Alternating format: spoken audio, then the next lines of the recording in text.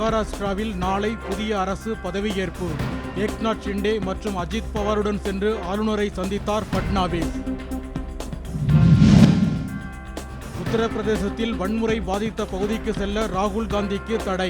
நாடாளுமன்றத்தில் இருந்து காங்கிரஸ் கட்சியினர் வெளிநடப்பு. ஆற்காடு அருகே கட்டணம் செலுத்தாத மாணவர்களை வகுப்பறைக்குள் அனுமதிக்காத தனியார் பள்ளி நிர்வாகம். பெற்றோர்கள் முற்றுகை. சென்னை மாநில கல்லூரியில் பயிலும் சிறப்பு மாணவர் மாணவியருக்கான விடுதிகளை திறந்து வைத்தார் முதலமைச்சர் ஸ்டாலின்.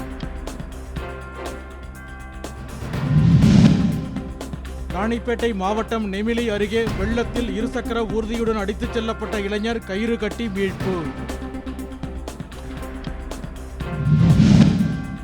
காஞ்சிபுரம் பேருந்து நிலையத்தில் 1,30,00,000 ரூபாய் வாடகை செலுத்தாத 7 கடைகளை மூடி முத்திரையிட்டது மாநகராட்சி நிர்வாகம். இரட்டை இலை வழக்கில் OPS உட்பட அனைத்து தரப்பினரின் கருத்துக்களை கேட்டு தேர்தல் ஆணையம் முடிவெடுக்க உயர்நீதிமன்றம் ஆணை.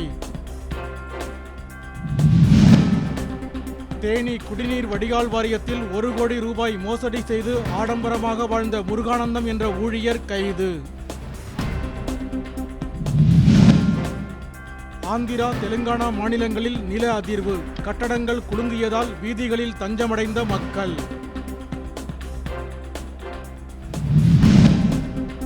கொடைக்கானலில் பலத்த காற்றுடன் பெய்த கனமழையால் மரம் விழுந்து சுற்றுலா பேருந்து சேதம். நல்வாய்ப்பாக உயிர் தப்பிய பயணிகள்.